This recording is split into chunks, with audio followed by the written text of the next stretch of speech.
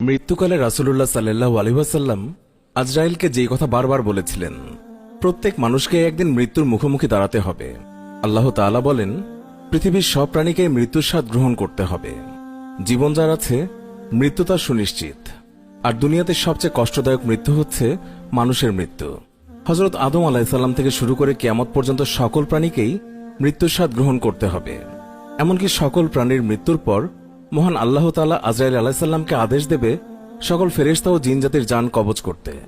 মৃত্যুর হাত থেকে আমাদের দিনের নবী হযরত মুহাম্মদ সাল্লাল্লাহু আলাইহি ওয়াসাল্লাম তিনিও রক্ষা পাননি। তবে নবীজি সাল্লাল্লাহু আলাইহি ওয়াসাল্লামের জান কবজের সময় আজরাইল আলাইহিস সালাম বিশেষ কিছু কথা বলেছিলেন।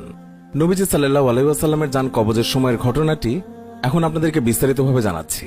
মুহাম্মদুর রাসূলুল্লাহ সাল্লাল্লাহু আলাইহি ওয়াসাল্লামের জীবনের শেষ মুহূর্ত চলছে।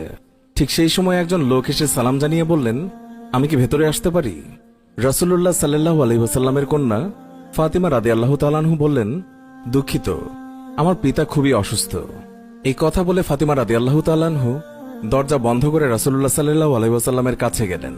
মহানবী সাল্লাল্লাহু আলাইহি ওয়াসাল্লাম বললেন, কে সেই লোক? ফাতিমা বললেন, এই প্রথম আমি তাকে দেখেছি, আমি তাকে চিনি না। রাসূলুল্লাহ সাল্লাল্লাহু আলাইহি ওয়াসাল্লাম বললেন, শোনো ফাতিমা, সে হচ্ছে আমাদের এই ছোট্ট জীবনের অবসানকারী ফেরেশতা আজরাইল। এটা শুনে হযরত ফাতিমার অবস্থা তখন ক্রন্দনরত বোবার মতো হয়ে গিয়েছে।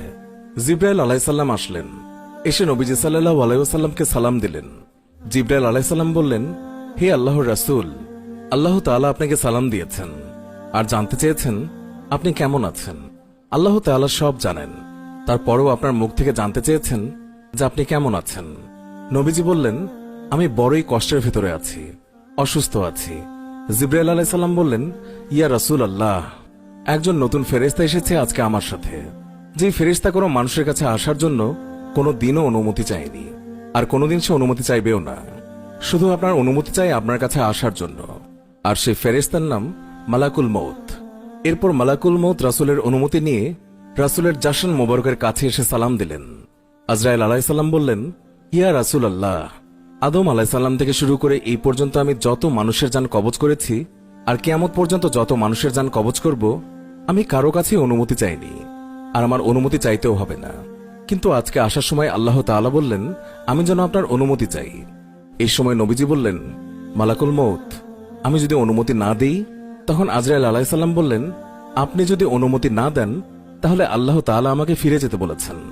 রাসূলুল্লাহ সাল্লাল্লাহু আলাইহি ওয়াসাল্লাম বললেন, হে জিবরাইল, আমার উম্মতের কি হবে? আমার উম্মতের নাজাতের কি হবে? জিবরাইল আলাইহিস সালাম বললেন, হে রাসূল, আপনি চিন্তা করবেন না, আল্লাহ ওয়াদা করেছেন আপনার উম্মতের নাজাতের জন্য। তারপর আজরাইল আলাইহিস সালাম আল্লাহর রাসূলের অনুমতি নিয়ে তার জান কবজ করলেন। মালাকুল মউত আজরাইল আরো কাছে এসে ধীরে ধীরে রাসূলের জান কবজ করতে থাকলেন। পাশে দাঁড়িয়ে থাকা জিবরাইলকে রাসূলুল্লাহ গোঙ্গানির সাথে বললেন, ওহ জিবরাইল, এটা কেমন বেদনাদায়ক জান কবজ করা। ফাতিমা রাদিয়াল্লাহু তাআলা আনহা তার চোখ বন্ধ করে ফেললেন। আলী রাদিয়াল্লাহু তাআলা আনহু তার দিকে উপর হয়ে বসলেন, আর জিবরাইল আলাইহিস সালাম তার মুখটা উল্টো দিকে ফিরিয়ে নিলেন। রাসূলুল্লাহ সাল্লাল্লাহু আলাইহি ওয়াসাল্লাম বললেন, হে জিবরাইল, তুমি মুখটা উল্টো দিকে ঘোরালে কেন? আমার প্রতি কি তুমি বিরক্ত? জিবরাইল আলাইহিস সালাম বললেন, হে আল্লাহর রাসূল সাল্লাল্লাহু আলাইহি ওয়াসাল্লাম, সাকারাতুল মউতের অবস্থায় আমি আপনাকে কিভাবে দেখে সহ্য করতে পারি? সেই সময় ভয়াবহ ব্যথায় রাসূলুল্লাহ সাল্লাল্লাহু আলাইহি ওয়াসাল্লাম ছোট্ট একটা গোঙানির শব্দ করলেন। রাসূলুল্লাহ বললেন, হে আল্লাহ, সাকারাতুল মউত বা জান কবজের সময় যতই ভয়াবহ হোক সমস্যা নেই, আমাকে সকল ব্যথা দাও, আমি বরণ করব, কিন্তু আমার উম্মতকে ব্যথা দিও না। রাসূলের শরীরটা ধীরে ধীরে ঠান্ডা হয়ে আসতে লাগলো। তার পা এবং বুক কিছুই নড়ছে না। রাসূলের চোখের পানির সাথে তার ঠোঁটটাও কম্পিত ছিল। তিনি কিছু বলবেন মনে হয়। হযরত আলী রাদিয়াল্লাহু তাআলা আনহু তার কানটা রাসূলের মুখের কাছে নিয়ে গেলেন। রাসূলুল্লাহ সাল্লাল্লাহু আলাইহি ওয়াসাল্লাম বললেন, নামাজ কায়েম করো, নামাজ কায়েম করো, আর তোমাদের মাঝে থাকা দুর্বলদের যত্ন নিও। রাসূলের ঘরের বাইরে চলছে কান্নার আওয়াজ। সাহাবীরা এক একজন আরেকজনকে জড়িয়ে ধরে উচ্চস্বরে কান্নারত। হযরত আলী রাদিয়াল্লাহু তাআলা আনহু আবার তার কানটা রাসূলের মুখের কাছে ধরল। রাসূল চোখ ভেজা অবস্থায় বলতে থাকলেন, ইয়া উম্মতি, ইয়া উম্মতি, হে আমার উম্মতেরা, নামাজ, নামাজ, নামাজ কায়েম করো। চিন্তা করা যায় আমরা কোন নবীর উম্মত? এই নবীর কল্যাণে তার উম্মতদের আল্লাহ তাআলা এত মর্যাদা দিয়েছেন যে আমরা পৃথিবীতে আসছি সবার শেষে, কিন্তু জান্নাতে যাব সমস্ত নবীর উম্মতের আগে। তাই তো এই নবীর উম্মত হওয়ার জন্য স্বয়ং ঈসা আলাইসাল্লাম আল্লাহর কাছে ফরিয়াদ করেছিলেন। শেষ পর্যন্ত আল্লাহ পাক তার দোয়া কবুল করেন। আজ রাসূলুল্লাহ সাল্লাল্লাহু আলাইহি ওয়াসাল্লামের সুন্নতের কোনো গুরুত্ব দেই না আমরা।